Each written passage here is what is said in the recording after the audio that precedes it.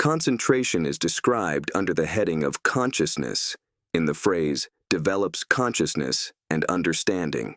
It should be developed by one who has taken his stand on virtue that has been purified by means of the special qualities of fewness of wishes, etc., and perfected by observance of the ascetic practices. But that concentration has been shown only very briefly, and so it is not even easy to understand, much less to develop. There is, therefore, the following set of questions, the purpose of which is to show the method of its development in detail. What is concentration? In what sense is it concentration? What is its characteristic, function, manifestation, and proximate cause? How many kinds of concentration are there? What is its defilement? What is its cleansing? How should it be developed? What are the benefits of the development of concentration? Here are the answers. What is concentration? Concentration is of many sorts and has various aspects. An answer that attempted to cover it all would accomplish neither its intention nor its purpose, and would, besides, lead to distraction. So, we shall confine we to the kind intended here, calling concentration profitable unification of mind. In what sense is it concentration? It is concentration, samadhi, in the sense of concentrating, samadhana. What is this concentrating? It is the centering of consciousness and consciousness concomitants evenly and rightly, samma, on a single object. Placing is what is meant. So it is the state in virtue of which consciousness and its concomitants remain evenly and rightly on a single object, undistracted, that should be understood as concentrating. What is its characteristic, function, manifestation, and proximate cause? Concentration has non-distraction as its characteristic. Its function is to eliminate distraction. It is manifested as non-wavering. Because of the words, being blissful, his mind becomes concentrated. Its proximate cause is bliss. How many kinds of concentration are there? First of all, it is of one kind, with the characteristic of non-distraction. Likewise, as mundane and supramundane, as with happiness and without happiness, and as accompanied by bliss and accompanied by equanimity. It is of three kinds, as inferior, medium, and superior. Likewise, as with applied thought and sustained thought, etc., as accompanied by happiness, etc., and as limited, exalted, and measureless. It is of four kinds, as of difficult progress and sluggish, direct knowledge, etc. Likewise, as limited with limited object, etc., according to the factors of the four jhanas, as partaking of diminution, etc., as of the sense sphere, etc., and as predominance, and so on. It is of five kinds, according to the factors of the five jhanas, reckoned by the fivefold method. Herein, the section dealing with that of one kind is evident in meaning. In the section dealing with that of two kinds, access concentration is the unification of mind obtained by the following, that is to say, the six recollections, mindfulness of death, the recollection of peace, the perception of repulsiveness in nutriment, and the defining of the four elements, and it is the unification that precedes absorption concentration. Absorption concentration is the unification that follows immediately upon the preliminary work because of the words, the first jhana preliminary work is a condition, as proximity condition for the first jhana. So it is of two kinds, as access and absorption. In the second dyad, mundane concentration is profitable unification of mind in the three planes. Supramundane concentration is the unification associated with the noble paths. So it is of two kinds, as mundane and supramundane. In the third dyad, concentration with happiness is the unification of mind in two jhanas in the fourfold reckoning, and in three jhanas in the fivefold reckoning. Concentration without happiness is the unification in the remaining two jhanas. But access concentration may be with happiness or without happiness. So, It is of two kinds, as with happiness and without happiness. In the fourth dyad, concentration accompanied by bliss is the unification in 3 jhanas in the fourfold and 4 in the fivefold reckoning. That accompanied by equanimity is that in the remaining jhana. Access concentration may be accompanied by bliss or accompanied by equanimity. So it is of two kinds, as accompanied by bliss and accompanied by equanimity. In the first of the triads, what has only just been acquired is inferior. What is not very well developed is medium. What is well developed and has reached mastery is superior. It is of 3 kinds, as inferior, medium, and superior. In the second triad, that with applied thought and sustained thought is the concentration of the first jhana together with access concentration. That without applied thought, with sustained thought only, is the concentration of the second jhana in the fivefold reckoning. For when a man sees danger only in applied thought and not in sustained thought, he aspires only to abandon applied thought when he passes beyond the first jhana, and so he obtains concentration without applied thought and with sustained thought only. This is said with reference to him. Concentration without applied thought and sustained thought is the unification in the 3 jhanas, beginning with the second in the fourfold reckoning, and with the third in the fivefold reckoning. So it is of 3 kinds, as with applied thought and sustained thought, and so on. In the third triad, concentration accompanied by happiness is the unification in the 2 first jhanas in the fourfold reckoning and in the 3 first jhanas in the fivefold reckoning. Concentration accompanied by bliss is the unification in those same jhanas and in the third and the fourth, respectively, in the 2 reckonings. That accompanied by equanimity is that in the remaining jhana. Access concentration may be accompanied by bliss and happiness, or accompanied by equanimity. So it is of 3 kinds, as accompanied by happiness, and so on. In the fourth triad, limited concentration is unification on the plane of access. Exalted concentration is unification in profitable of the fine material sphere and immaterial sphere. Measureless concentration is unification associated with the noble paths. So it is of 3 kinds, as limited, exalted, and measureless. In the first of the tetrads, there is concentration of difficult progress and sluggish direct knowledge. There is that of difficult progress and swift direct knowledge. There is that of easy progress and sluggish direct knowledge. And there is that of easy progress and swift direct knowledge. Herein, the development of concentration that occurs from the time of the first conscious reaction up to the arising of the access of a given jhana is called progress. And the understanding that occurs from the time of access until absorption is called direct knowledge.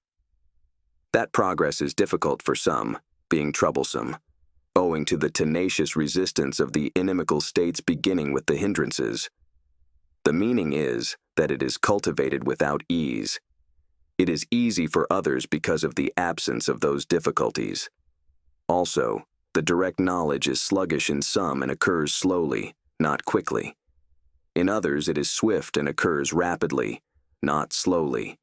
Herein, we shall comment below upon the suitable and unsuitable the preparatory tasks, consisting in the severing of impediments and skill in absorption. When a man cultivates what is unsuitable, his progress is difficult, and his direct knowledge sluggish. When he cultivates what is suitable, his progress is easy and his direct knowledge swift. But if he cultivates the unsuitable in the earlier stage and the suitable in the later stage, or if he cultivates the suitable in the earlier stage and the unsuitable in the later stage, then it should be understood as mixed in his case. Likewise, if he devotes himself to development without carrying out the preparatory tasks of severing impediments, his progress is difficult. It is easy in the opposite case, and if he is not accomplished in skill in absorption, his direct knowledge is sluggish. It is swift if he is so accomplished. Besides, they should be understood as classed according to craving and ignorance, and according to whether one has had practice in serenity and insight. For if a man is overwhelmed by craving, his progress is difficult. If not, it is easy. And if he is overwhelmed by ignorance, his direct knowledge is sluggish. If not, it is swift. And if he has had no practice in serenity, his progress is difficult. If he has, it is easy. And if he has had no practice in insight, his direct knowledge is sluggish. If he has, it is swift.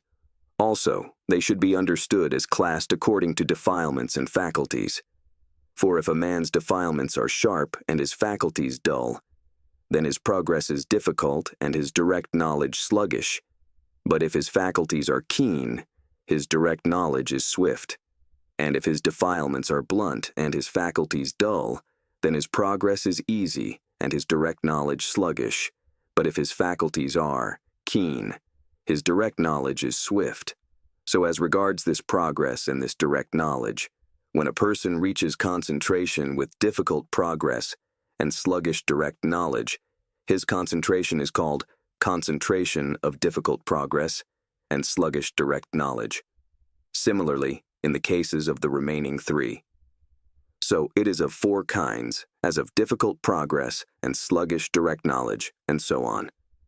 In the second tetrad, there is limited concentration with a limited object. There is limited concentration with a measureless object. There is measureless concentration with a limited object, and there is measureless concentration with a measureless object. Herein, concentration that is unfamiliar and incapable of being a condition for a higher jhana is limited. When it occurs with an unextended object, it is with a limited object. When it is familiar, well-developed, and capable of being a condition for a higher jhana, it is measureless. And when it occurs with an extended object, it is with a measureless object. The mixed method can be understood as the mixture of the characteristics already stated. So it is of four kinds, is limited with limited object, and so on. In the third tetrad, the first jhana has 5 factors, that is to say, applied, thought, sustained thought, happiness, bliss, and concentration. Following, suppression of the hindrances. The second has the 3 factors remaining after the elimination of applied and sustained thought. The third has 2 factors with the fading away of happiness. The fourth, where bliss is abandoned, has 2 factors, with concentration and the equanimous feeling that accompanies it. Thus there are 4 kinds of concentration, according to the factors of these 4 jhanas. So, it is of 4 kinds according to the factors of the 4 jhanas. In the fourth tetrad, there is concentration partaking of diminution. There is concentration partaking of stagnation. There is concentration partaking of distinction. And there is concentration partaking of penetration. Herein, it should be understood that the state of partaking of diminution is accessibility to opposition. The state of partaking of stagnation is stationariness of the mindfulness that is in conformity with that concentration. The state of partaking of distinction is the attaining of higher distinction, and the state of partaking of penetration is accessibility to perception and attention, accompanied by dispassion, according as it is said, when a man has attained the first jhana, and he is accessible to perception and attention accompanied by sense of desire, then his understanding partakes of diminution. When his mindfulness that is in conformity with that stagnates, then his understanding partakes of stagnation. When he is accessible to perception and attention unaccompanied by applied thought, then his understanding partakes of distinction. When he is accessible to perception and attention accompanied by dispassion and directed to fading away, then his understanding partakes of penetration. The kinds of concentration associated with that understanding is also 4 in number. So it is of 4 kinds as partaking of diminution, and so on. In the 5th tetrad, there are the following 4 kinds of concentration, that is to say, sense sphere concentration, fine material sphere concentration, immaterial sphere concentration, and unincluded, that is, path concentration. Herein, sense sphere concentration is all kinds of access unification. Likewise, the other three are, respectively, profitable unification of mind associated with fine material, immaterial, and path, jhana. So it is of four kinds, as of the sense sphere, and so on. In the sixth tetrad, if a bhikkhu obtains concentration, obtains unification of mind by making zeal, desire, predominant, this is called concentration due to zeal. If, by making energy predominant, if, by making natural purity of consciousness predominant, if, by making inquiry predominant, this is called concentration due to inquiry. So it is of four kinds as predominance.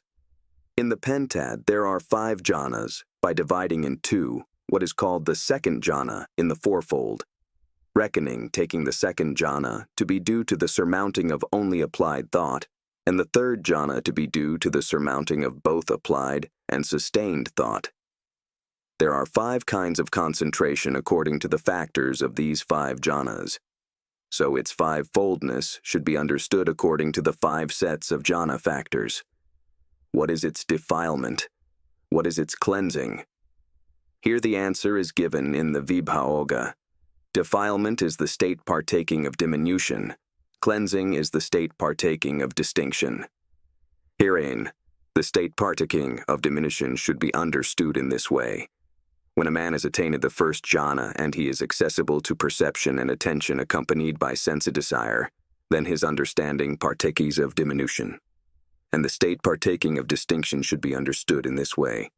When he is accessible to perception and attention unaccompanied by applied thought, then his understanding partakes of distinction. How should it be developed?